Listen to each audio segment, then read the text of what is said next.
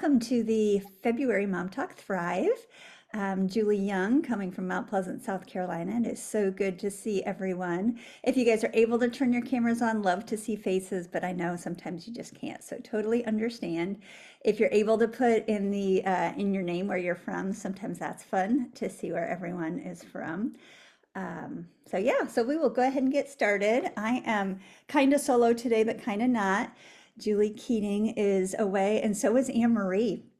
She is away as well. But instead of canceling, I invited a friend a very wise friend to share. And Jill, do you want to say hey to everyone? Hi, everybody. This is Jill Everson, and we first met the Eversons. We were talking about that. We can't exactly pinpoint, but one of the first conferences over 20 years ago, or family camps or something like that. But we have been really close to their family for over 20 years and just really admire them. Their oldest is like 4 or 5 years older than our oldest, which was really nice because then I could watch her and ask so many questions. So you guys are gonna love Jill and what she's gonna share. But let me go ahead and open us in a word of prayer, and then we'll get started. We're gonna be talking about best practices. So Father God, I thank you so much for this time that we have together. Father, I pray for wisdom for every single one of these mamas on the call, Father God, that you would pour out your wisdom and your blessing on our families. Guide our words now, guide this discussion. May it glorify you in everything that we do. In Jesus' name, amen. All right, so Jill Everson, she's in the upper left of my screen, not sure where she is on your screen, but she and Kurt, some of you guys know her, but for those of you who don't, she and Kurt have been married for 34 years. They have 4 adult children that range in age from 24 to 31. They have 4 grandchildren, 2 boys and 2 girls. Jill is a nurse, and she worked as a hospice nurse for 10 years before laying that career down and picking up another one of homeschooling her kids, which she did all 4 from birth till they graduated and went to college. They were introduced to GFI, thankfully, right from the beginning when someone gave them some prep for parenting, the series on cassette tape. Yes, that's how many of us first started out, on cassette tape. And then 24 years ago, they started teaching classes and have been teaching ever since. They still are. And Jill is really active in mentoring moms. She's a contact mom. They live in the Toledo, Ohio area. And her passion is to plant and cultivate truth into the hearts of women and to encourage and empower them to embrace their own specific call to tell the generations who Jesus is. And being a friend and walking so much of life with her, she truly does that. So it's an honor to have you, Jill. It's an honor to be here. Thank you, Julie, for inviting me. Honored to be Yeah, invited. yeah, Yeah. and I'm excited. But our topic today is called best practices. And really, best practices is just about finding the most effective procedure to get a job done. And as busy moms, we have plenty of procedures in our day, and some that causes frustration because we haven't figured out the best procedure. And so, what I thought would be fun today is to invite Jill to kind of get the discussion going. Really admire Jill and the way she can see a situation and find a system to fine tune it. I've learned from watching her, and I know a lot of moms have. So she's going to share some of her best practices.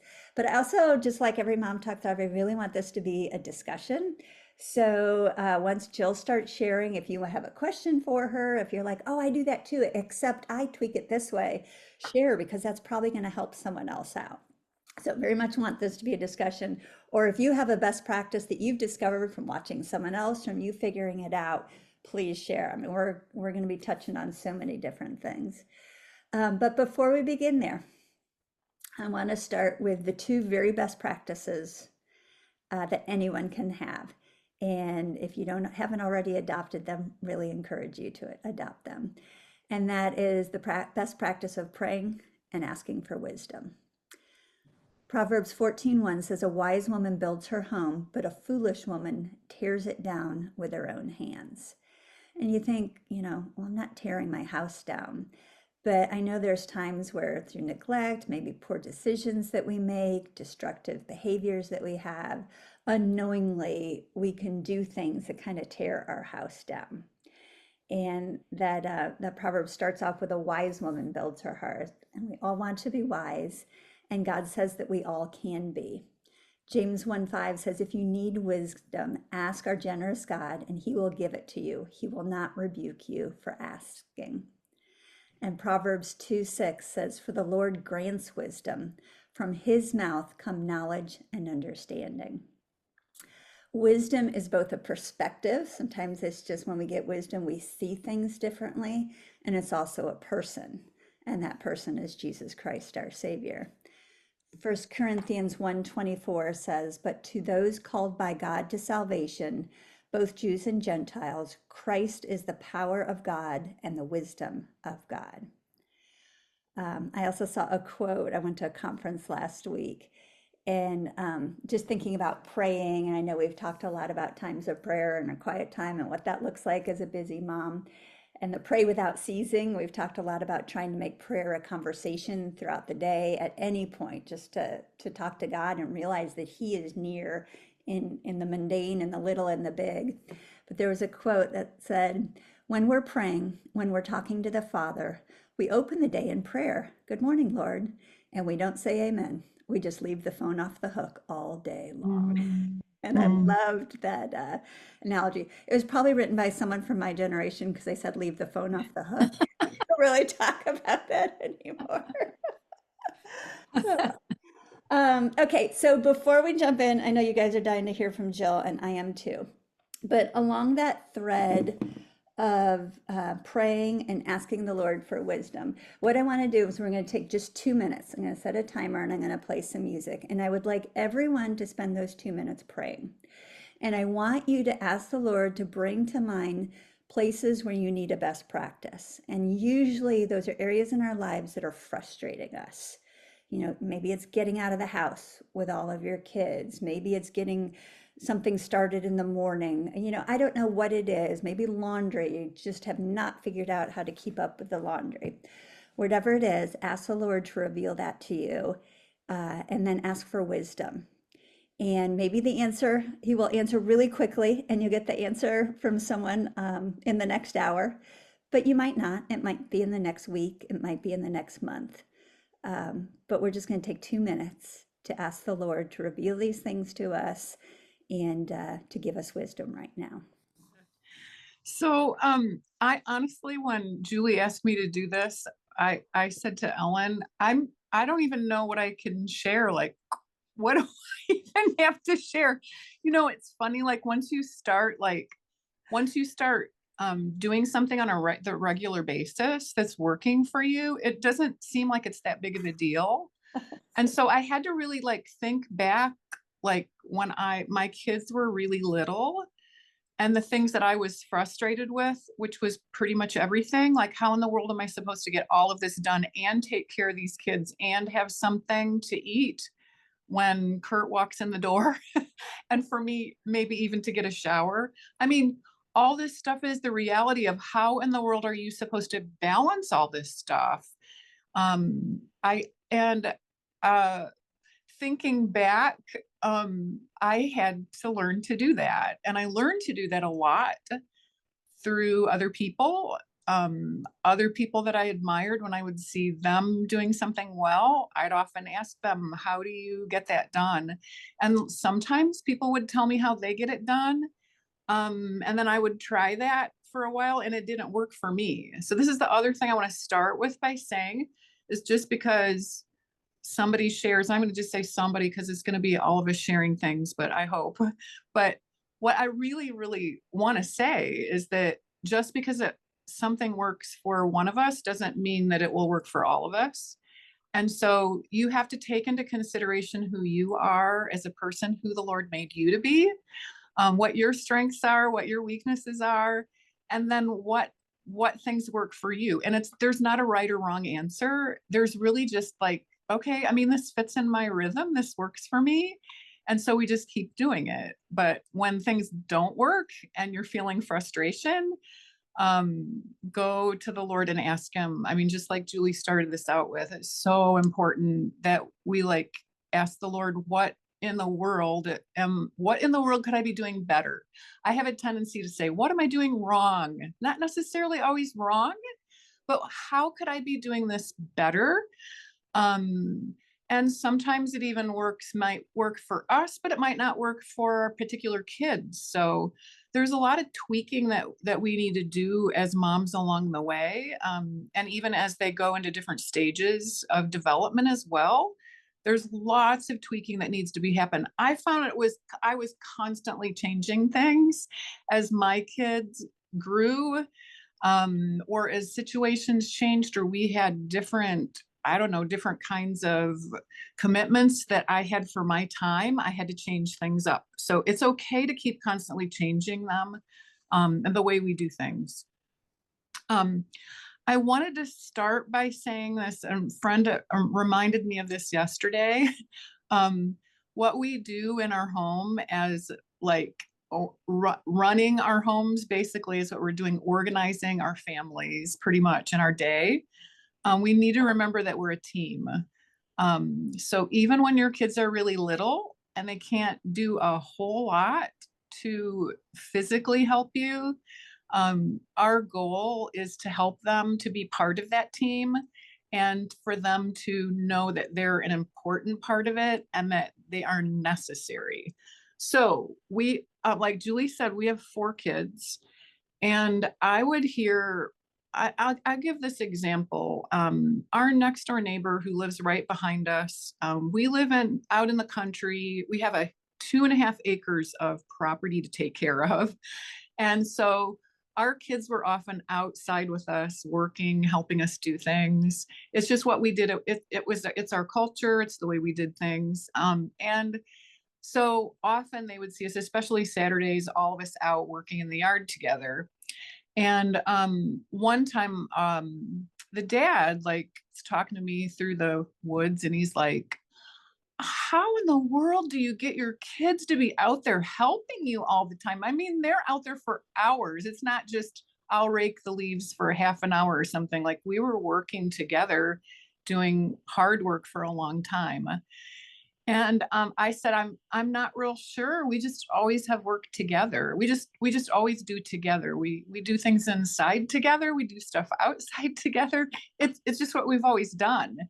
And he looked at me and he goes, oh, that might be where we've not done things the same, because they have 2 kids, we had 4. So it was pretty easy for this mom to just do everything the way she wanted it done, and then not to ever really teach her kids to do that because she wanted to give them the gift of not having that responsibility. But on what they ended up teaching their kids was either we don't need your help, we don't want your help, or your help isn't good enough. All those things could have been messages that those kids were hearing. And so as they grew up in their teen years, they're like, well, they've never helped before. Why should they now? So I just wanted to give that example just so you can kind of see how important it is to include your kids in whatever systems you have. And I'm just saying, I just want to say, as early as my kids were able to do something, I tried to have them doing that. Usually like when they turn, like my daughter Becca, she just has her oldest just turned 7. And she looked at a list and we always use this book called What Every Child Should Know Along the Way. And when her kids turn to the next age, the next year, she'll look at a list of, okay, now what responsibilities can I give my kids?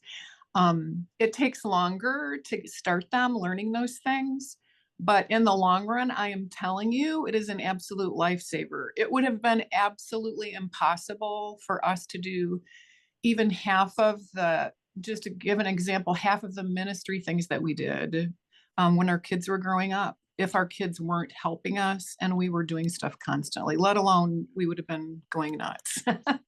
So just keep that in mind, how important it is in like everything that we're talking about today, how important it is to include your kids and to value them and anything that they can do to help you in your systems, whatever it is that you're doing. And to have the youngest child who can do a particular job should be the one doing that job. It's very, very tempting, especially if you've got older ones who do something really well, to just keep them doing that because it's really nice. You don't have to think about it.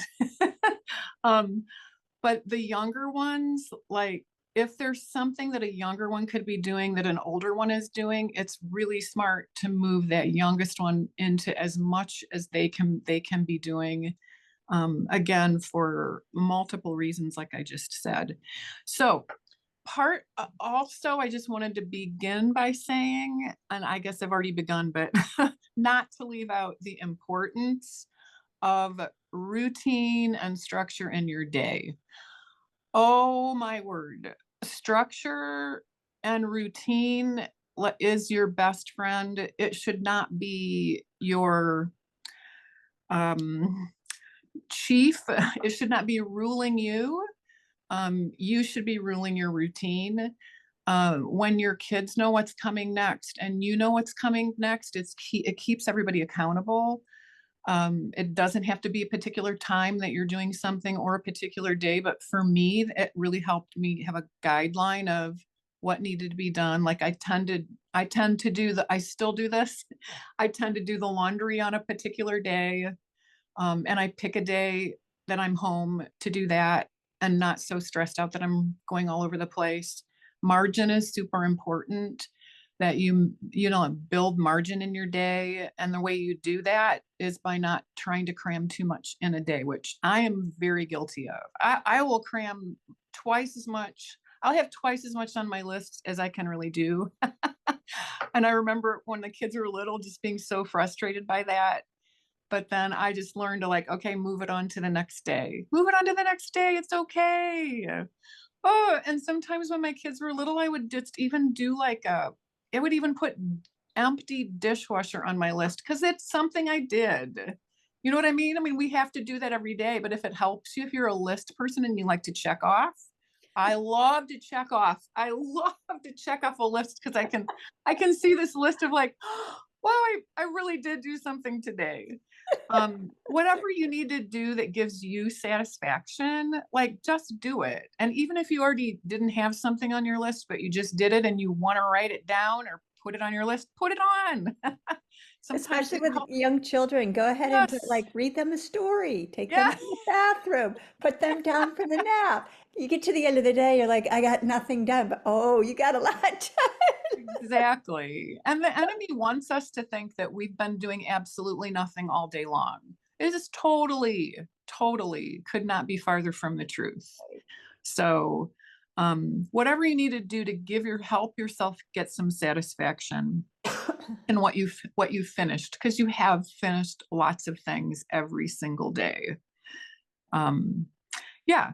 So, uh, does everybody and I think too, if for those of you with little ones, playpen time, blanket time, room time, oh my goodness, these things are gold. Like you can schedule in your blanket time, um, playpen time. You can be doing things with other kids during those times with when you're little with your little ones. And then it eventually moves into room time. Our kids had an hour of room time every afternoon.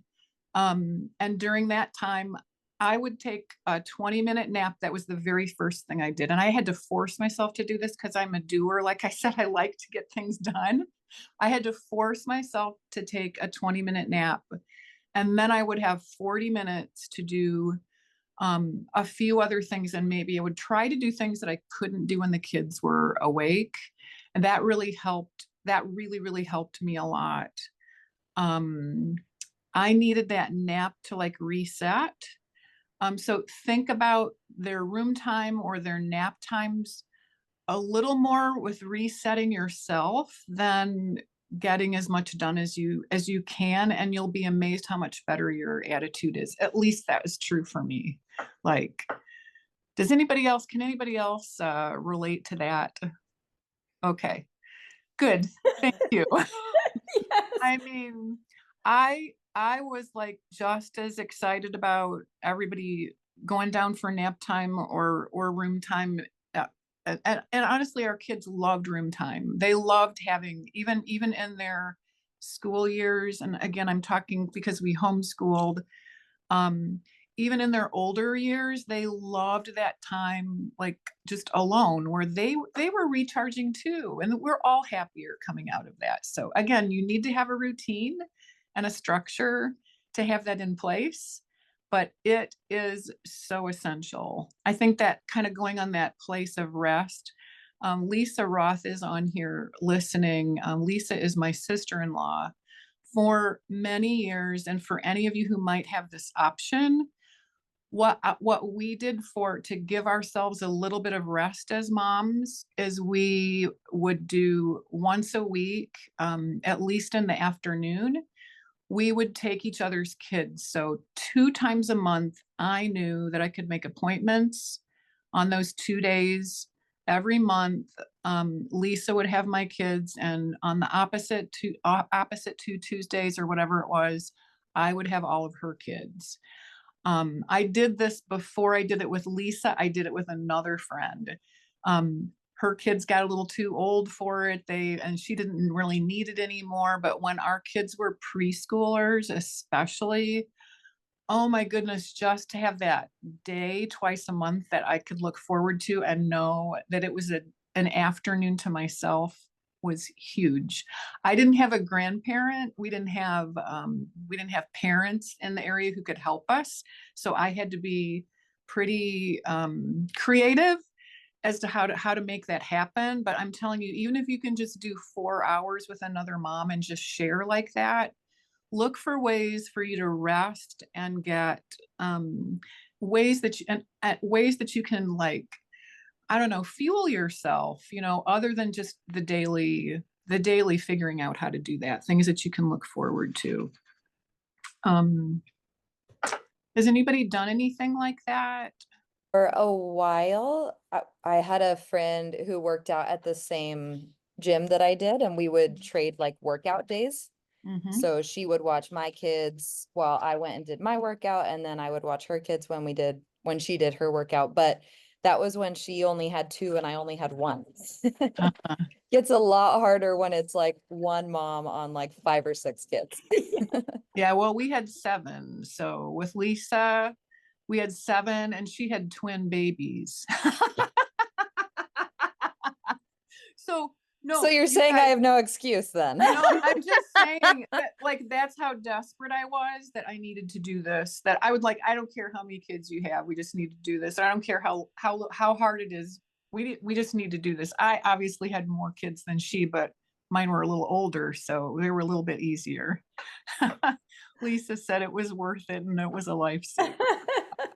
So anyway, little things like that that you can build in, are super helpful outside of the obvious of getting babysitters and date nights and all of that.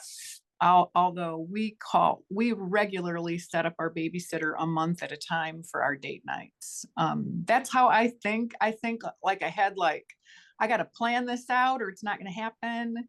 And so every month, the beginning of the month, we'd look at the month and then figure out when we needed to hire our babysitter. Because again, I said we didn't have any grandparents who could help us do that. So we set that aside in our budget. We were paying a babysitter, and just was awesome girls that we knew from church, who helped us out. But I couldn't hire them all the time. That's why I needed somebody else to help in those other spots. Anyway, I don't know. I have like some super, super practical. I don't know how practical you guys want, but I'm like Our for young for mama is very practical. okay. Yeah, I see two I'm thumbs like, up. I think super practical. Like, I'm great with a principle. That's okay. But tell me how I can apply that and what I can do with that. So I think you guys are good with like lots of principles. Jill, can But I stop you for just a second? yeah, I love how, just listening to you, love how you started off with the emphasis was on, um, I'll say you first.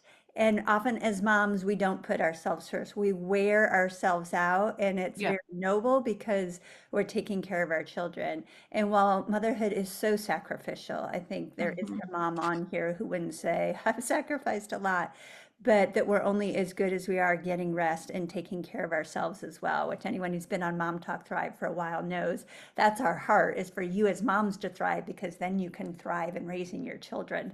And not as a selfish thing, as a wise, healthy self-care. Sometimes self-care can cross over into some weird stuff, but healthy self-care, taking care of our mind, body, and soul. So I love that, the nap, getting someone to help you.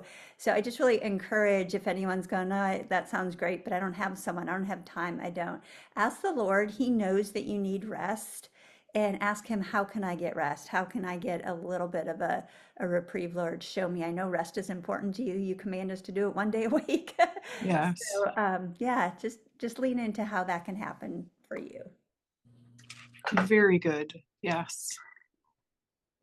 All right, practical. This is what Yeah, I've been so waiting for. This okay, is so good. so practical. And I again, this is another thing that I thought, well, what is the big deal with this? But so many moms, I've mentored a lot of moms over the years, then they've been in our home, and the front and center in our house, right around the corner from the kitchen, and it's still there, is a wipe board. I would put on there, obviously this has to be when your kids can read, but we I would put on there what day of the week it was, and then I would write on there what time we're leaving. This helped me just as much. Where we're going today, what time do we need to start getting ready? That helped me. Now, so if I need to get out of the door and it takes me a half an hour, I put on the board, 30 minutes before I need to be out of the door is when we need to be starting to get ready to go. That helped me, like, thinking ahead. And the reason I wrote it on the board was so that I didn't have four little people asking me constantly, what are we doing today? Where are we going? What time are we leaving? Constantly get so irritating. And most of the time, once I really got this system down, I just say, go look at the board. If they didn't already, I don't need to answer that question. And that really helped. And then the board also really kept us accountable, of what we were doing when. Um, so anyway, that's just a really simple thing. I would do that every night before I went to bed. So whoever woke up in the morning, who got up earlier than me or whatever, they would come downstairs, especially my oldest one. She needed to know everything. It was very important to her because she was doing the same thing I tend to do, like planning out the day in her mind. She needed to know that from a really early age, what's going on today. And that used to irritate me, but then I'm like, well, that's the same way I am. I want to know too. Um, I also kept on that whiteboard who was helping make dinner or who was making dinner that day, who was setting the table, who was cleaning up dinner, who was making lunch. All of that information was on that board. So I also, and to make things simple for me, so I didn't have to write it down every time, I had an index card that had like our dinner schedule of who's doing what for dinner prep and dinner cleanup and lunch and stuff. Breakfast, everybody kind of got themselves, so I just left breakfast off as they got older. Obviously, when your kids are little, you're doing all of this. So I'm talking about as they get older and they're able to help you, they need to be doing things to help you. Okay. Does anybody have any questions about that? It's pretty straightforward. You can put all kinds of things on that board. I used to also color code the board for my non-readers if there were things that would help them. They're like, what day is it? I'd say it's red day. And my kids still know, like, red day will forever be Monday and Wednesday is forever blue day. But they could kind of see, not that, again, that they could read, but sometimes there were some things that they could see that blue day had a lot of things on it. So they knew something was happening that day. And then if I knew what was for dinner that night, which I didn't always first thing in the morning, but if I knew what was for dinner, I would write what that was, because otherwise I would get asked 7 times during the day, what's for dinner? And I'd be like, ah! Didn't you hear me say it the other 6 times? I'm like, no, mommy, I was in the other room. I'm like, okay. So yeah, love the way I still use a whiteboard. Our kids are middle school and high school, and I do it a little differently now, but it's just every day of the week with the calendar of what's going on. And so they can just kind of see what's happening. Mm-hmm. It's great. That's huge. Yeah, I did. I used mine all the way through high school as well. I used it all the way through high school. And there's Ellen with hers. Yeah, Ellen, show your paper. This is like a lot of what I do. I do on paper too, on my little desk in the kitchen. Would you mind sharing what you have, Ellen? Sure. It's so my little one just cannot read a schedule yet. This is just for me and my husband. But Yeah. it's just everything we have going on during the week. And then I have 4 categories of to-do lists because I'm one of those people that if I don't write down everything I have to do that week, I get really stressed very Mhm. quickly because I'm trying to remember everything that I have to do. So I write it all Mhm. down. And it very, I don't think I've ever gotten everything done in 1 week, but it's all written down so I don't have to remember it. And if I get to it sometime that month, then it's good. Exactly. Very good. I think the swirling around, for me, the swirling around in my brain, all the things I have to do, I can get really anxious about that if I don't write it down. And then once I write it down, I don't know, somehow that kind of releases it. And then I can see, maybe because I'm so visual, I can see kind of a picture of, oh yeah, I might be able to do that in that day. And then if not, I can move it over to the next day. It helps me not to feel so anxious. Yeah, Yeah. about all the stuff, because there's always, I mean, it's always a huge pile of things that need to be done, right? I mean, it never ends. So other thing, like lots of things we do as moms, we have to keep redoing over and over and over. We have to keep making dinner. We have to keep doing the laundry. Like you get the laundry done and within 10 minutes, somebody has something dirty again. You don't really complete a lot of things. You're continually doing things. So I think that attitude of I get to do this, like I get to keep doing these things for my family and serving them. That's a hard place to get to because it's a lot, but I think it's an important place to get to in our hearts, just with the lists of things that we have to do, that we need to do. Jill, I Um, think that that ties into what I said earlier too about wisdom being a perspective and a person. I mhm. think oftentimes over the years when I would pray for wisdom on things, the Lord would change my perspective. And a Mm, lot of the have to versus the get to was a big part of contentment for me because it was, oh, I have to do laundry again. I have to do laundry again. And it was, no, I get to. Thank you for these blessings that you've given me, Lord. They yes. sure do go through a lot of socks and underwear, but thank you. That's right. Yeah. And you know what? Going back to that day twice a month, afternoon or whatever, that I would have off, I would try to do something during that day that I could complete and didn't have to redone again. Like that helped me a lot. Something that was just complete and I finished it. Um, that helped me because it was a lot of my day, but and a lot of my routine anyway. So, what about um meals? I think meal planning and meals are super, and I know you've talked some about this with Julie, especially Julie Keating. She's really good at that. Julie is as well. My goodness, you're like so good with organizing meals and how much food you have to buy and making like bunches of food. Um, but I mean, for me, I on Sundays, this is just what I do. I do my schedule for the week sometime on Sunday because to me that's the beginning of the week. I try to have some downtime on Sunday where I can go through my planner, figure out what we're doing and what I need to do and who I need to confirm things with and all of that. I figure that all out on Sunday and then I'll assign it to a particular day of whatever it is I'm going to do. Um, but I think, but meals are a big part of that. I'll put leftovers or particular meals on for each day of the week. And then I look at those, what do I need to buy at the grocery store? in order to make those meals. Now, I mean, like I mentioned, we live in the country. Our grocery store is 10 or 15 minutes away, and it's really, really inconvenient to be constantly running to the store. I've heard of people who run to the store every single day. That would completely stress me out. Um, I go once a week to the store. Literally, I go once a week. I also have a decent supply of things at home in my pantry that I can keep. But it really, really helps me to like have one day that I do errands. If you can work that out, do that. I know now you have grocery pickup, which is just a godsend, would have been great when my kids were little. So you can do grocery pickup. That's awesome, but you still have to make a list and you still have to know what you need ahead of time. So I just tried to like plan a good variety of, whatever, one fish, one beef, one vegetarian, one something, just to kind of mix up the meals in the week.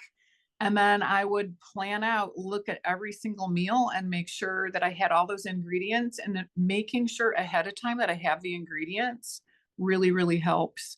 And then I also even just write on my planner, if I know what I'm making, I usually try to make double so that I have leftovers. We love leftovers. They're my friend.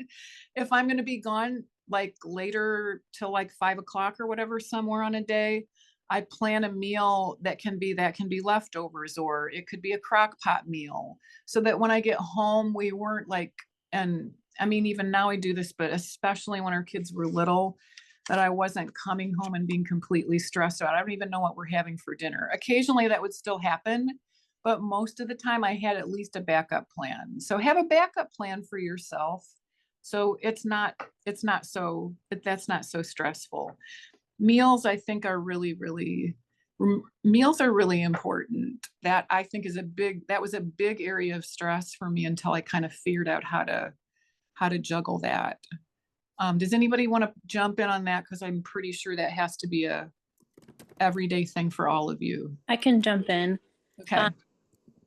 One of the things that I do for laundry is I have a particular thing for each week. So like on Monday, my little's laundry gets done every Monday. And that way I just know I'm teaching my 11-year-old to do laundry for him and his brother who's right below him. So then they do laundry. I kind of still have to oversee, make sure they fold it because they're boys. They won't do that for boys.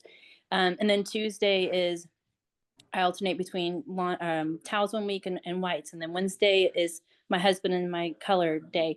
And that way I just know it's Wednesday. And I like that with homeschooling too, because that's how I kind of know my days of the week. Oh, it's Tuesday, it's math test day. You kind of know by what the days are. So that helps me a lot because I don't have to think, well, what laundry needs to be done? I just know on Mondays, that's the laundry I do.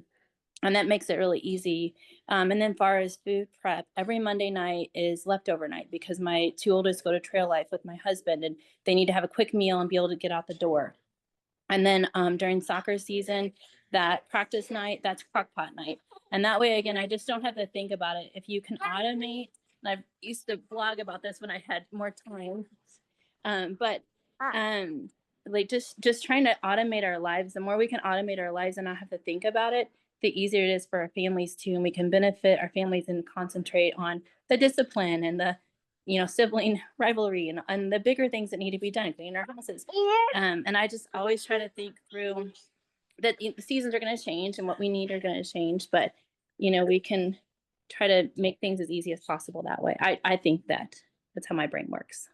Very good. I'm exactly the same way. I've got particular days that work best to do different things. And then that's what I just try to do every day, every week, get in that routine. Very good. Thank you. I love Super that. helpful. As you can tell as we're listening, some people are very good at systems and spreadsheets and charts and lists, and some of you, and if Julie Keating was here right now, she'd be like, some of you aren't, and that's totally fine. I think in having conversations with Julie and someone else who's going to be the guest on tonight, Stephanie Lammers, who are not that way, they said they realized that life was chaos if they didn't. And so while coming up with the systems is much harder for them, it's not a natural gifting, let's put it that way.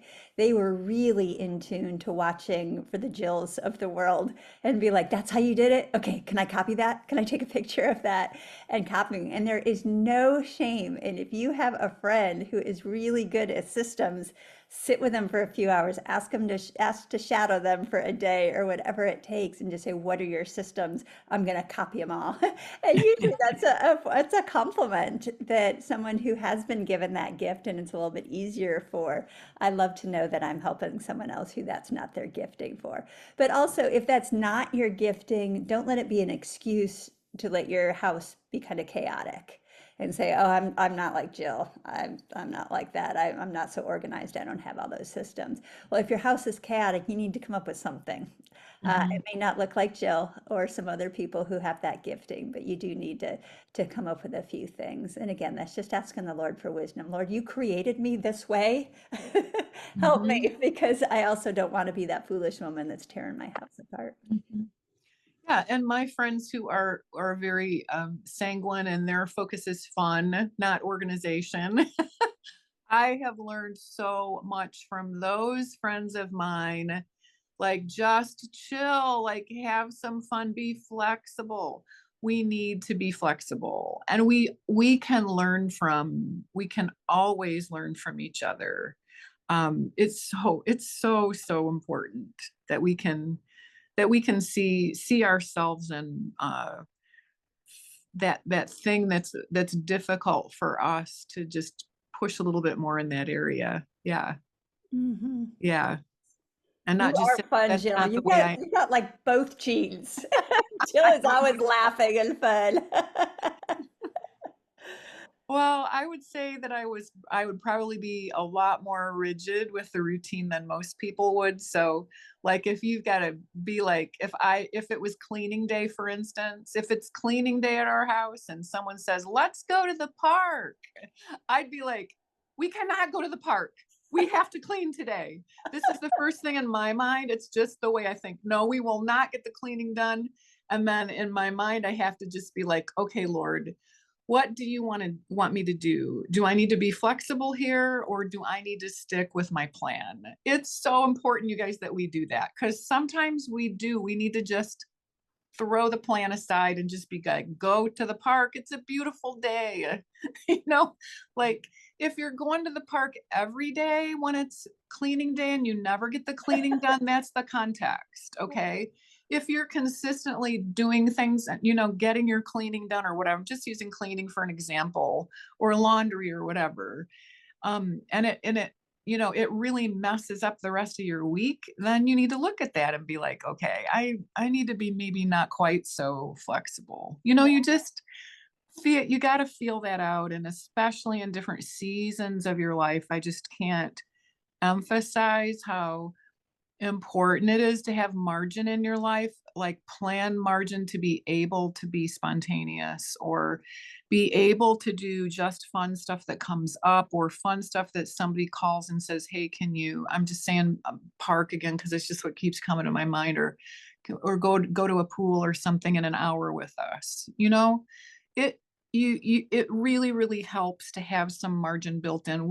I'm just saying for myself, I tended to pack too much in. I already said that, but I would tend to pack too much in and expect too much, and then really, really feel that anxiety of not having margin. Having margin is so important. It's so important with our time. Yeah, it's that balance between flexibility and discipline. We need Yeah. to do both. Yes. And so sometimes it's just evaluating, have I been really flexible? Maybe I need to be a little bit more disciplined today, or have I been really disciplined and maybe I need to be a little bit more flexible? I had that constant talk. It's interesting. I look back, especially on my early years of parenting, and God sent me all these friends who were just sanguine, fun people. And I think it was like, Julie, you need friends like this to learn a little flexibility. So that was his lesson for me early. He still sends me all these flexible friends. I must Yeah. really need that still. Yes. I love all the comments. I don't know if you guys are seeing that, but you guys are chiming in with thoughts and things that have worked for you. That's awesome. And feel free to, if you want to unmute yourself and say some of these things too, that's fine. Mhm. I know one that someone shared with me years ago is hand on car.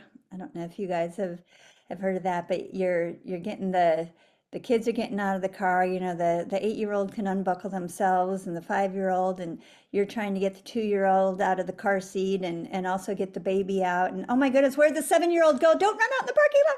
And we would say hand on car. And so as soon as the older children got out, I'd tell them your hand has to stay on the car at all times. And I even saw one of my friends, she had one of those magnets and it was an actual hand. And she'd tell her kids, go stick your hand on the magnet. So that was just a little tip that someone gave me years ago that was really helpful as I'm getting kids out of the car and don't want them running out. Mhm. I used to do that with the grocery cart as well. The kids would, I needed their hand on the grocery cart the entire time. When you're going through a grocery store with 4 kids, it's really, I mean, you can't have you can't have anybody running, like pulling stuff off if you do, you never get through the aisle. So they would just have their hand on the cart, and then every now and then I'd say, go get a can of tomatoes or whatever to somebody. They bring it back over, but then they put their hand right back on the cart. Those little things, it's just ways to keep track of them, and so everyone's not running all over the place, especially in the parking lot. That's super important. Yeah, safety. Yeah. Safety. Yeah. Mm-hmm. Yeah. So another thing I thought of that I started to do, and I'm not sure where I got this, if this was my mom maybe who used to do this, but you know how you can get like all kinds of just junk sitting all over the place that's not put away? That can get, like, the clutter can get so overwhelming. Um, a way something that really helped me was just to be thinking to myself, put it where it goes. Like, if you're going to set it down where it goes. For us, we have a 2-story house, so if things went upstairs, I had a little basket beside the stairs, and if it's something that went upstairs, I would put it in the basket. I didn't run upstairs for everything that needed to go upstairs. But it really has helped me to just, if I have the ability to put it where it goes, just put it away right away. That helps a lot with clutter. The other thing that we did was before nap time, so like sometime after lunch or maybe even before lunch, we did a quick tidy up. I say tidy, or pick up the toys, like at least pick up the house a little bit. Because it gets really overwhelming if all the morning stuff is still out, and then you start things back up after nap time and room time or whatever. And then you add to all of that stuff. It's really overwhelming to get that picked up, which we tried to do before Kurt came home from work. So when I knew Kurt was coming home from work, he would normally text me about a half an hour, because it takes about a half an hour drive for him to get home. We would start cleaning up for when dad came home. And again, that wasn't because when he came in the house, he would be upset if the house was messed up. It was more like, it's a little overwhelming to have to be picking up toys, to be trying to sit down for dinner, and then trying to get ready for bed. It's just a system, like a way to kind of keep things picked up and tidied up. What did you guys call it, Julie? Your Yeah, we call it the round 5 o'clock roundup or 5 roundup, o'clock whatever roundup. it was. Okay. I had 5 o'clock for a while, and it was more just I would walk around the house and I'd see the toys and kids playing, and my tendency was like, "Don't play, it's messy," which of course is ridiculous. But I just felt like it was never clean. Like we were never picking up. Or we're not enough, as soon as we'd clean up, it would get messy again. So we started a 5 o'clock roundup, and it was more just that I knew that at one time during the day, everything was going to get cleaned up, because that was a pretty major cleanup from the play of all the day. So the very first time we did it, we put on cowboy music. We had some cowboy hats and cowboy boots or whatever we had in our dress up thing, and the kids put them on. I played cowboy music, and they literally rounded up their toys. I think it came from like Toy Story or something like that. Eventually, the costumes and the music went away, but they got the concept, and they knew it was 5 o'clock roundup. I think another really frustrating thing was the tiny, tiny, tiny little toys, you know, as they get a little older and you got the tiny, tiny little Legos and the tiny, tiny, we had Playmobil. We still have, we've saved all our Playmobil stuff, and our grandkids come and have tiny little Playmobil things all over. I think the concept with the tiny, tiny little toys is if they're not capable of picking up their own tiny, tiny little toys, then you need to limit the number of toys they have out. Some just need to be put away for a while. Honestly, if they can't put the toys away, then they probably shouldn't have the freedom to play with them. But the tiny things do, if they're too young, cause a lot of stress for the kids too, because it is too much for them to pick up. So think about this. Are you stressing your kids out with too many things to pick up? Or is it realistic for them? If you're stressing them out with too many things to pick up, put some of the toys away and bring them out later and rotate them. I mean, I think that's a pretty typical thing that a lot of people do, but I think sometimes we forget and we can get really frustrated. I can anyway. I could get really frustrated with too much stuff, just too much stuff. Yeah, yes, nothing more Yes. freeing than decluttering and getting rid of. Yeah, well, this has been good. I've loved all the comments too that you guys have shared. Do you have any last minute ones, Jill? I do. I just looked down at my notes. I wrote this down. This was really huge for me. Um, have one day a week at least that you are home and you're not going anywhere, not the grocery store, not to a friend's house. Like, give yourself a chance to breathe and catch up at home. I had to schedule that because I'm very, very tempted. Oh, I could do more. I was always very tempted, and I still try to do that. Like, even though we're basically, I mean, our older daughter lives here, but we don't parent her anymore. She's almost 30, but just saying, I really, really try for myself to be home once a day, once a week, once a day, once a week. So I can catch up at home with the things that I need to do. It really helps, really, really helps me a lot. And then even just going outside once a day, if you can just go outside somehow, and breathe in the fresh air, even Yes. if it's cold, like just go outside, take a little walk or whatever, take the kids out for 10 minutes even. Yeah. I mean, it just makes a big, big difference, in your perspective to be outside It and so get some, does. Sometimes that wisdom comes through just walking outside and it having does. a slight perspective shift. Yeah. Yeah. Well, this has been so good, Jill. I think we could sit here for another hour and just soak up everything that you have said. But thank you so much for sharing. Love all your Oh, ideas. glad to. I've learned so much from Jill over the years, so I really appreciate it. And thank you everyone for joining us. We're going to be back in April. It's going to be on Monday, April 28th. And the US is going to go through daylight savings times between now and then. No, wait, we're meeting in March. Oh my goodness, Yeah. I jumped ahead. I'm so sorry. We will meet in March on March 24th. Yes, Monday, March 24th.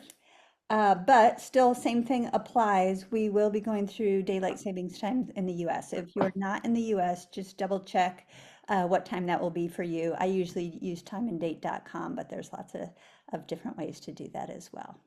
So this has been good. Jill, could you close us in prayer? Yeah. Lord, we just come before you now and just thank you that, you are near. Lord, whatever it is that we're, facing or maybe struggling with, in our day, Lord, you know exactly what it is and you know exactly the solution, and you are near us to speak to us and to speak into us. And so, Lord, I pray that you would just bless each one of these moms, that you would, encourage them in the important work that they're doing, for their kids and for their families, and how incredibly essential it is. Father, I pray that you just encourage each one of us today and help us to keep our eyes fixed on you. In Jesus' name, amen. Amen. Thank you again, Jill. And tonight, y'all, I know that we meet, you may not know, or some of you have been again at 8 o'clock tonight, and we'll have a different guest on, Stephanie Lammers. So if you want to hop on again at 8 p.m. and get different best practices, you're welcome to do that as Yeah. well. Stephanie's my friend too. She's awesome. You learn so much from her. Yeah. Okay, so we are going to be talking about best practices today, but first I want to introduce you to Stephanie. Stephanie, I have met, I think that probably the first time I met you was maybe like 5 years ago, something like that. I'd heard about you because we have so many mutual friends. So, and I may have met you before that. Actually, I think I did it in Ohio years ago. But anyway, Stephanie and Bill have been married for, is it 26 years? 27. You gotta add that 27. one more. 27 years. They have 4 children ranging in age. I think it's 17 to about 23. Yes. Okay, something like that. 3 boys and 1 girl. And she and her husband started Wildfire Leadership. You can check out their website, wildfireleadership.com. And 2 years ago, they moved from Northwest Ohio down to my neighborhood. How fun is that? They live just less than 1 mile from me. So that's lots of fun. Stephanie was a nurse many years ago. I guess once a nurse, always a nurse, but not necessarily practicing to get paid right now. I would say you're still practicing. And yeah, we're just excited. So much more I could say, but I'll leave that up to Stephanie. Well, thank you for having me a part of tonight. When Julie had asked me and reached out and she shared kind of the heart and vision behind tonight. I have to laugh because I have to say at the very top of the notes that I have written, y'all, probably the furthest person that comes natural to best practices or systems is me because I'm very high sanguine.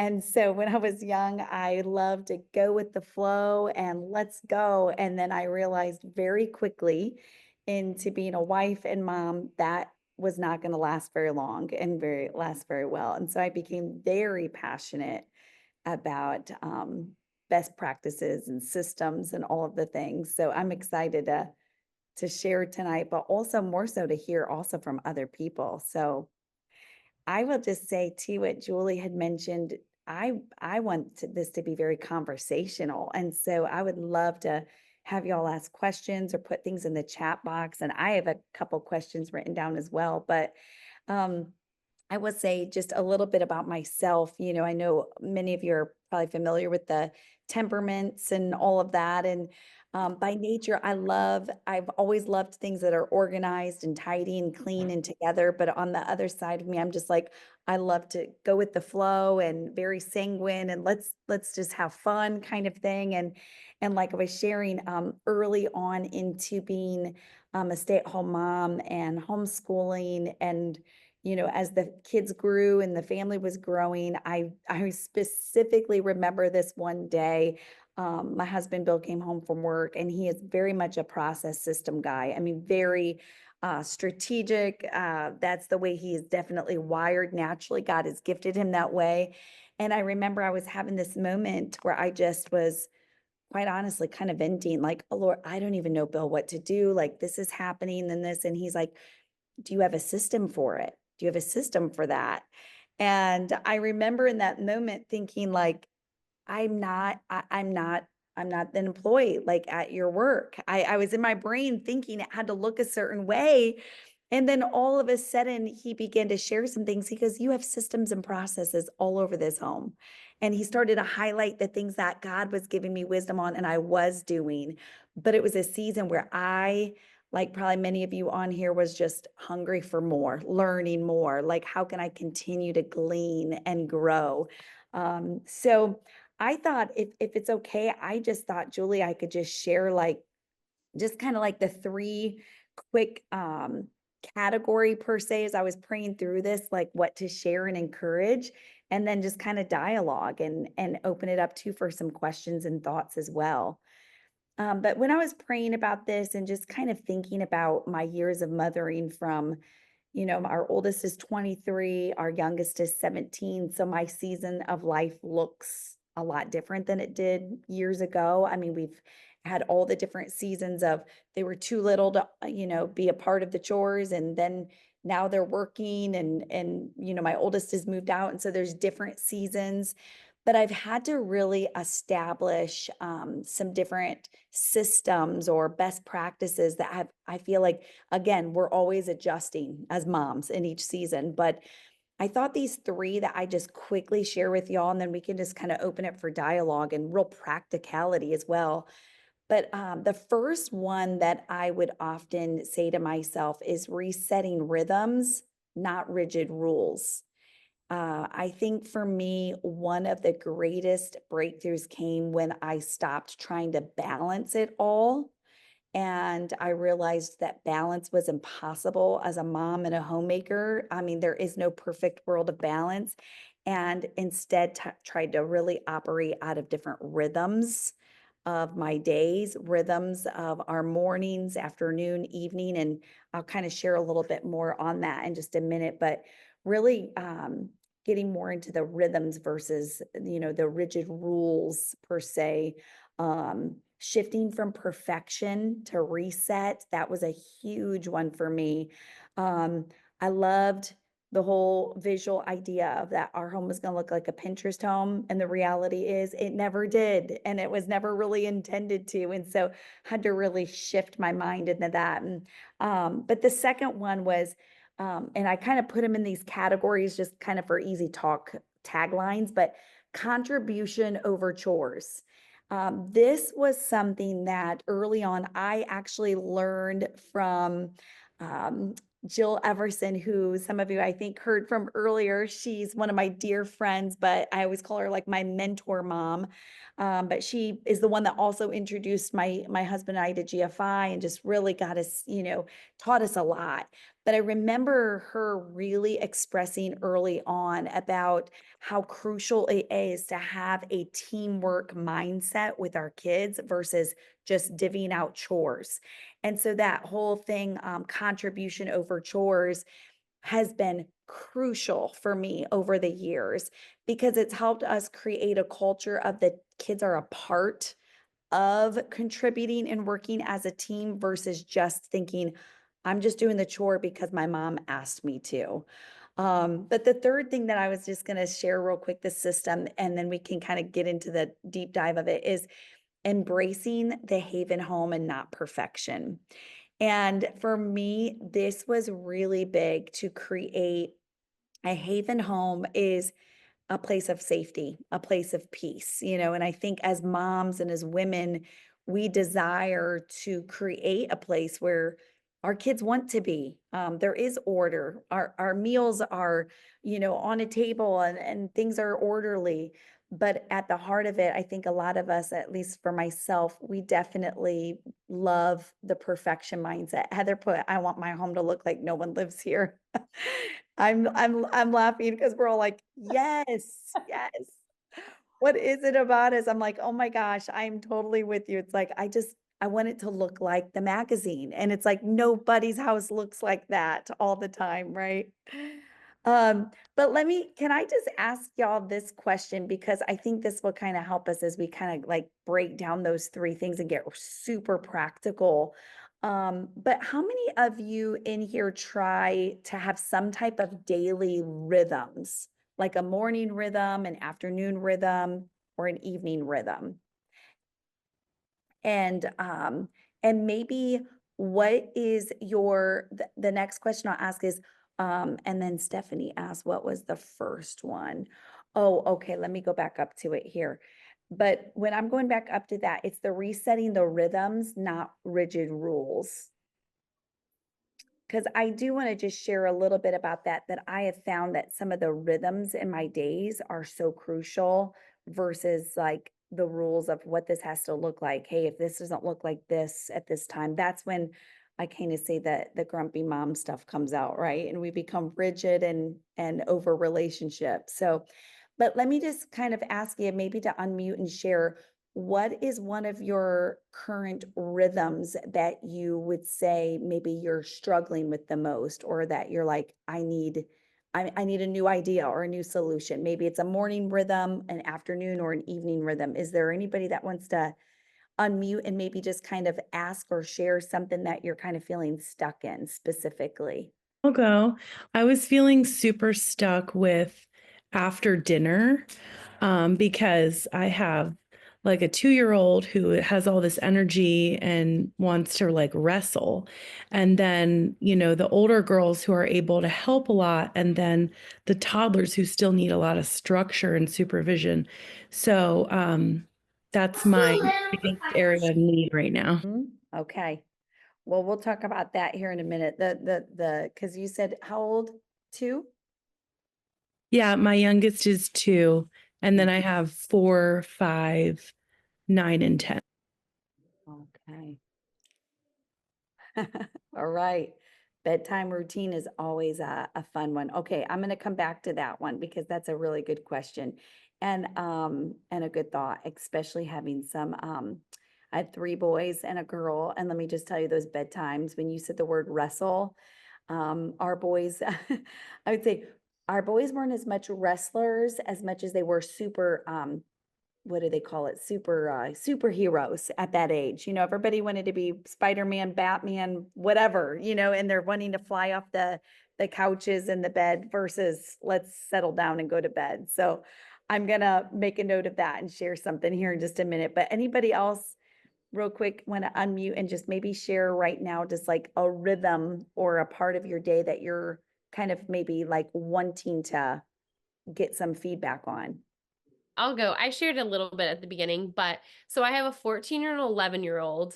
And then we've been foster parents for the last 6 years. So we've had many different children in our house, and we just got introduced to GFI right after we became foster parents. So back 5 years ago, actually.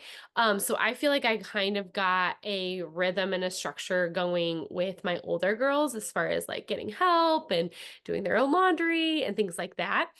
And then we had a break where we didn't have any children in our home besides our bio children for almost a year. And then we got our daughter from the hospital. That was 2 years ago. She just actually will be 2 years ago this coming week. And so I kind of got a structure going again with her. And she's my first baby that I've done GFI from the beginning. We had just taught prep for parenting at our church, and God lined it up for us to be fresh and ready for us to receive her and know exactly what we were going to do. And then only God knew we were actually going to get her bio brother. And we got him. And so we have 2 under 2. And I feel like, especially since getting him 7 months ago, I just feel like cattywampus. like I feel like I am struggling to like get I'm saying that word for Pepper because she is her uncle would always say cattywampus, but just I feel like I am struggling to get my routine. Like I was just so on top of things of like, this is my day to meal plan and meal prep and making all these extra meals. And especially my 2-year-old, just like Jess, she knows when I'm feeding brother and tries to wreak havoc. And I'm like, how many times can I put her in playpen time? How many times can I do blanket time with her? And my older girls are really helpful. I struggle sometimes because I was the oldest child. And so I also really want to balance that, letting them be kids and not always, so like I want them to contribute, but I also want to give them time to, they still honestly still like room time and like to reset from their days. So anyway, sorry, I'm taking too much time, but so I'm just struggling to get some of that balance of not relying on them too much, but also like I just need extra sets of hands. And sometimes we have cheer, so that makes it tricky, or dad's working late. Sometimes that can be like 3 nights a week where he's gone and I'm by myself. So sometimes they're not even home, so it's me managing the 2 under 2, which I know is manageable and we do it, but sometimes the house doesn't always look pretty afterwards. So So that's where it's at. Yes. Oh, no, that's good. Thanks for sharing that, Stephanie. I made a note of that too, because I want to make sure we kind of, kind of practically share some of on those as well. Anybody else have something real quick? Well, let me just kind of go a little bit deeper dive into those three things that I shared with you about the resetting the rhythms. And because then I think too, we can kind of get into some of the details too of some of these and dialogue for ideas. But I think one of the things, when I mentioned about the resetting the rhythms and the not the rigid rules, I think shifting from that perfection, I think knowing any way that we can create a culture of helping the kids understand that it is, teamwork, the more that we can have those, consistent rhythms that kind of keep, ahead of everything. One of the things that I actually wrote down, and this I think came from one of my, I think Julie mentioned it earlier, when we watch other women and we watch and we pick up things, ideas from them. I picked this up from a friend, but early on in motherhood, she would just say, decide to literally do a 10-minute tidy up every morning, every time before lunch, every time in the afternoon before dad gets home, every evening. Like, just sometimes I would think it was like, got to be this, like, oh, we'll just do one big pickup. And I know that seems so small, but it's just those little things that keep the chaos limited, cut down, and it makes it in bite-sized doable pieces. Jill is the one actually earlier that, was on, and she shared with me, she said, Steph, make it fun for your kids and set a timer and put on music. And we would put on a 5-minute timer and we would say, we're all working together. And even the littles, they would very much contribute very quickly over. But I think one of the things that this helped with is it started to really reiterate the point of cultivating the heart of that we're investing as a team. Like, to your point, Stephanie, I think, we can tend to sometimes put more on our oldest because they are the responsible, they are the older ones. And so I would, try to allow them to have the space to still be kids, but really then also speak into them that, they're also modeling servant leadership and help as they're able to contribute to those rhythms. Um, but the one thing that I just kind of wanted to share on too is about the perfection. I think, especially in the seasons, Jessica, when you mentioned your kid's age, I mean, I don't know, everybody on here seems to have, littles or in some way, it's a full house, a full season. I think really letting go of the false idea that our house has to look a certain way and embracing order and growth opportunities. And so here's one of the things that I really did for my morning rhythm that has been crucial. And I'm just going to share these, not because they're things that, again, to put on our checklist, but more of things that, like, I would say kept me anchored in my processes and systems. Is I would very much guard one of my biggest morning rhythms was what I call the word over the world. Getting into my word, even if it was literally with a nursing baby on my lap or, kid on my lap, and I'm reading my Bible, scripture with them on my lap. But for so many moms I have shared this with, they've said, oh my goodness, that's what I'm missing. I'm starting off with my scrolling. I'm starting off diving into unloading the dishwasher. And there's something about that rhythm of starting off with the time with the Lord, how it resets our attitudes, our hearts. For me, it's huge how it sets the mindset going into the entire day. One of the other big rhythms that I tried to implement was moving my body. I call it my temple care. Y'all, as moms, no matter what ages and stages our kids are in, I remember one of our moms, one of my good friends. Oh, one of the things that one of my good friends and I would do, she was a stay-at-home mom as well. We implemented this into our morning rhythm because I found that by, mid-afternoon, I was just tired and desperate for a coffee instead of having the energy that I needed to be doing the best, for me as a mom and a wife.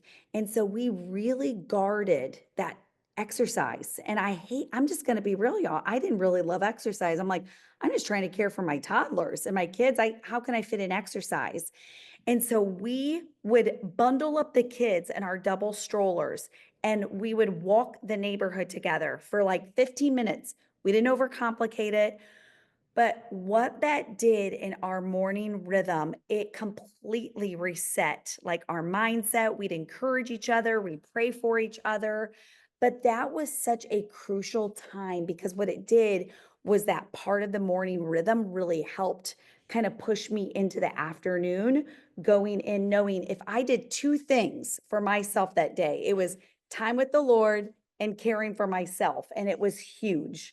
And so I just want to say that was one of my biggies that really was helpful. The other thing that I put down here for more of that mid-morning rhythm was keeping top priorities. Tackling, this is just what I put down here is tackling your 1 to 2 high priority tasks. So I think for when we think about best practices and rhythms and processes, it can be very easy for moms and wives and homemakers or especially if you're homeschooling as well, the to-dos are huge.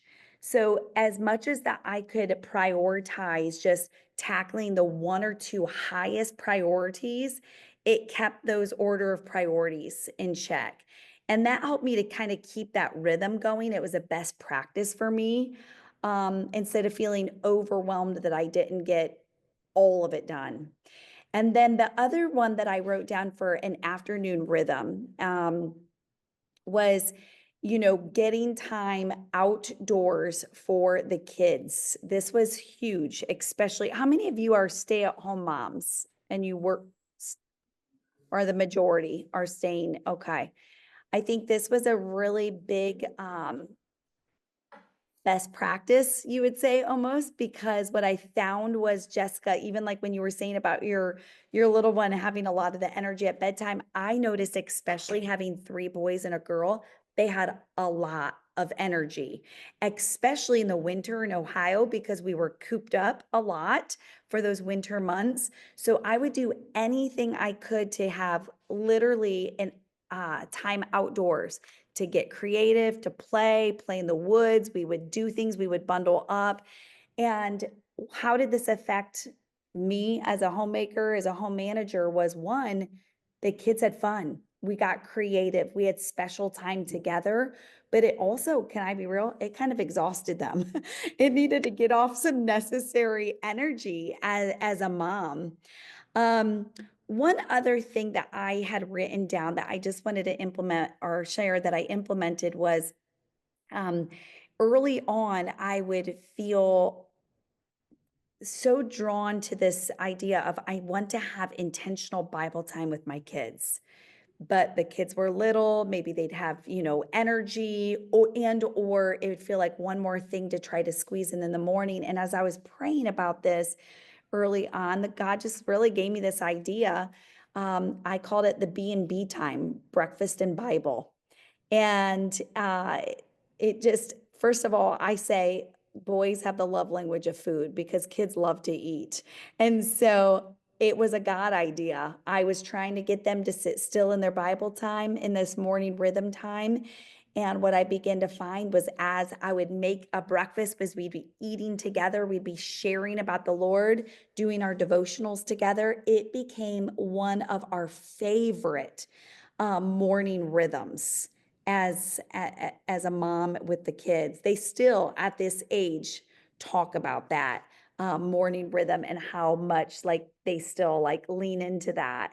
And so I think just the rhythm idea helped me to know that like rhythms keep things in motion, but it breaks the idea that it has to look exactly the same way all the time. And so I think too, especially Stephanie, I was thinking about you you said 2 under the age of 2. Is that right? I mean, there's no days that are predictable with little toddlers, right? I mean, it's shifting as much as we can try to stick to these rhythms and things, but being flexible. So Let me just kind of ask you guys, do you have like a morning rhythm that's like a non-negotiable for you that kind of fuels into your day, into some of these best practices? What would you say is your kind of your morning non-negotiable that you like really hold fast to going into the morning? Down to eat breakfast together and actually sitting at the table. I find if it's not organized, then just the whole day, it's like the precursor. Yeah. That's good. Mm, it's really good. So our mornings are a little bit tricky because we have the older ones going to middle school and high school. Our second just stopped homeschooling and she's back at public school. So they have to be out the door by 7:30, which sometimes only the baby's awake by then. So I feel like a lot of times we don't have family time until dinner time. So, and I don't know about you guys, but like my girls are not hungry until like, thankfully they feed them at school, but like I can like make them this gourmet breakfast and they're like, we're not hungry. And I'm like, forget it. I've literally given up. Like, I'm like, just bring an energy bar at least so you can eat it on the bus if you really get hungry or well, that's my oldest. But my second, I'm like, you can eat it in the car maybe, you know? So like getting her to school and then getting the oldest one on the bus.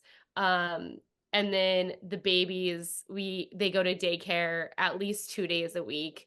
Because I'm a preschool teacher, so I work 2 days. So I feel like our morning is a little bit chaotic, because it's just getting another one dressed, getting another one fed.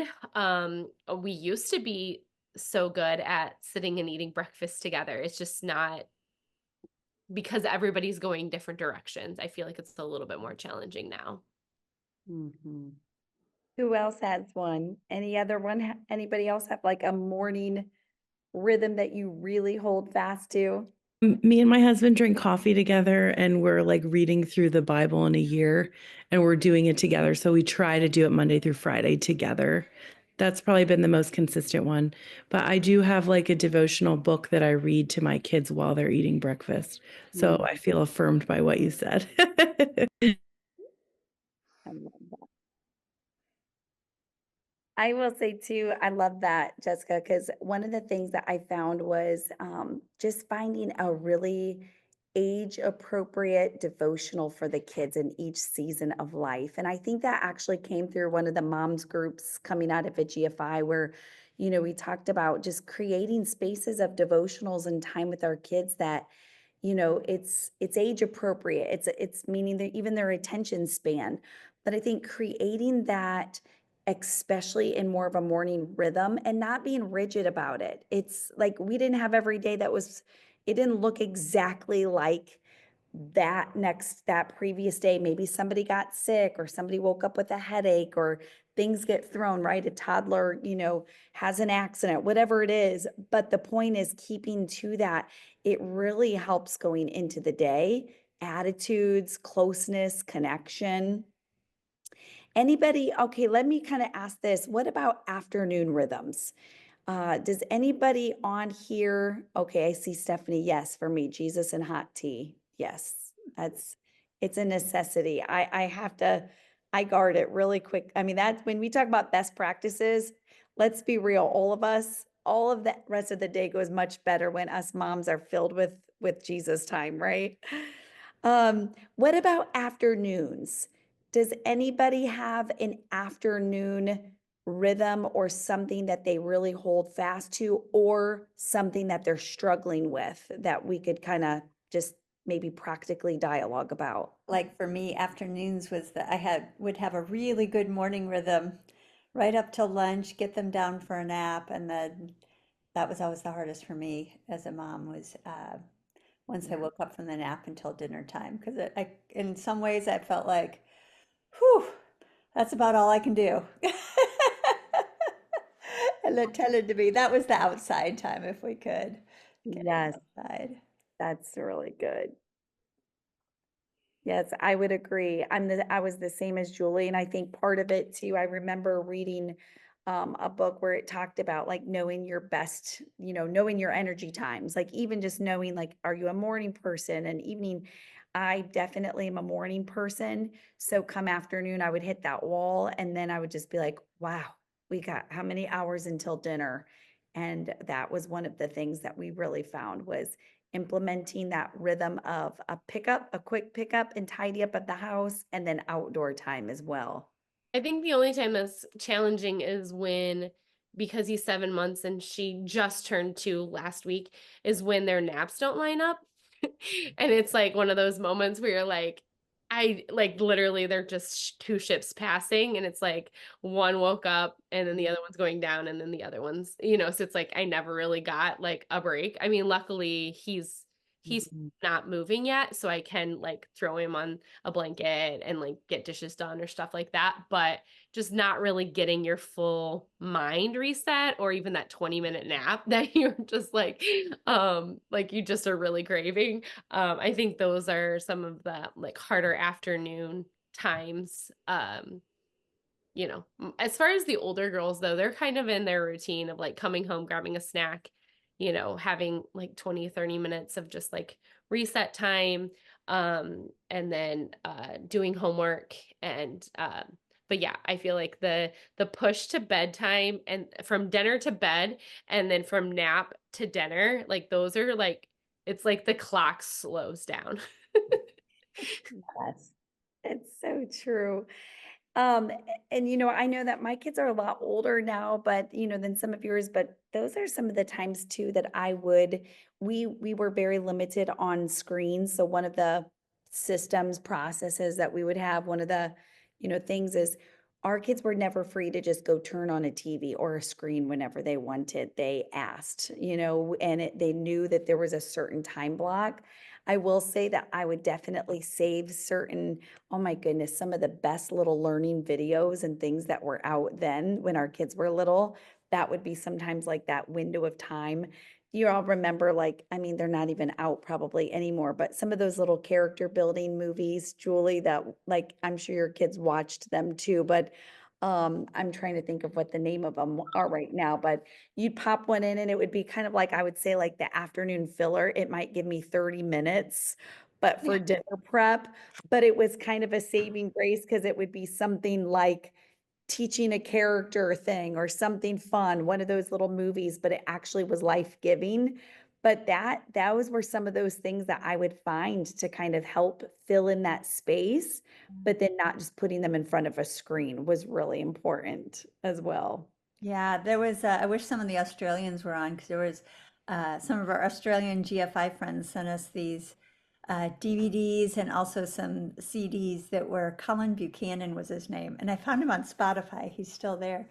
But he was just a fun singer that he was very creative and he would sing these songs and it was always to scripture. And so my kids still, like if I say, what does Proverbs 3, 5, and 6 say? They can't say it, they have to sing it. And I know there's lots of artists that do the same thing, but he also put out videos of him just doing silly things, talking about Jesus, singing the song. And so I just felt like when I needed a screen. So I think there are times for the screen. Obviously, try not to depend on them. It depends on the context. But if you are going to do a screen, try to find something that at least is filling their heart, filling some character into them.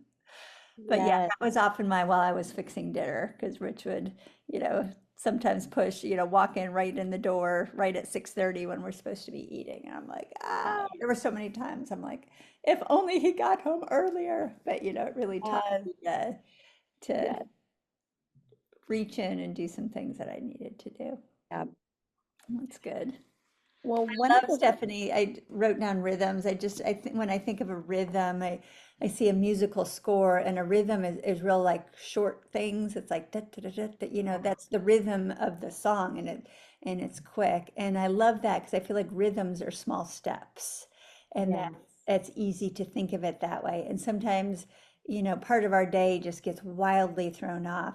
I even think, there's so many times where I have this idea of perfection of what Bible time looks like, and then the toddler has a blowout, or the 3-year-old just won't behave and is throwing a fit and screaming. I'm like, I'm trying to be spiritual, and I get all upset with them. Um, but just, you know, there is, I think there was a saying a long time ago that the lesson is the baby. And sometimes what our kids need to learn is that taking care of others' needs, you know, we can show the character of Christ that I had this devotional. It was so good. You would learn so much and be so spiritual if I could get through this whole thing. But really, it's about, you know what, your brother needs this right now. I need to take care of your sister. I need to do this. And for me, that was a major mind shift. So I love what you said, the rhythms instead of rules, reset instead of perfection, contribution over chores.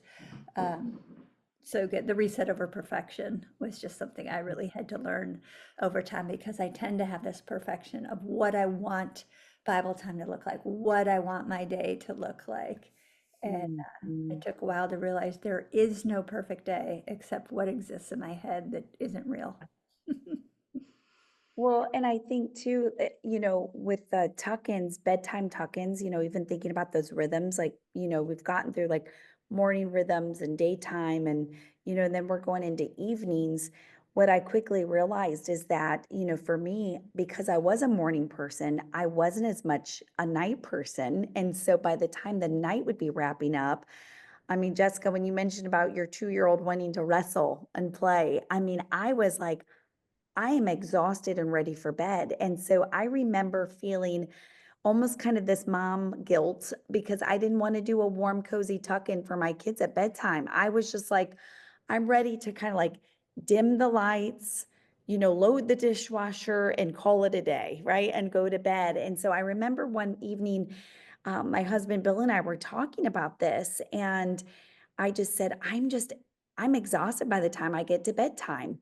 And I don't want to do a big Bible study, story time, and all the things anyway. So we were talking about this.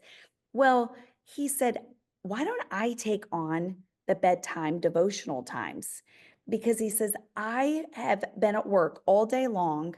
Of course, he'd connect at dinner or whatever. But he says, why don't I help with this, the nighttime, you know, rhythm of it? Well, you know what he did? We got this, and I remember we ended up finding it, I believe, at like a Goodwill or something. And then it was this huge Bible storybook. And the stories in it were just the cutest pictures, but the best written little illustrated stories. And so every night at bedtime, Bill would start to read like a portion of one of the Bible stories. Well, what was interesting is there was more noise coming from the bedrooms, Jessica, because what he would do is he would have them start acting out the Bible stories. And before you knew it, they were David and they were Goliath and, you know, but we kind of like laugh about it because it wasn't this perfect picture like you're saying, Julie. I mean, I had this like picture perfect and it was messy. The kids were getting ready for bed. He's reading the little story. But what we found was that it was a nighttime bedtime rhythm that was created. It was simple. It wasn't perfect. It might have lasted from 5 minutes to 15, but the kids loved that time of connection. It also gave me an opportunity, I would say, to kind of like shut the house down and kind of reset it up. And it just really helped. It worked for us. And so I just wanted to share that too, that it was definitely uh, a best practice, something we started to put into our nighttime rhythms that helped significantly.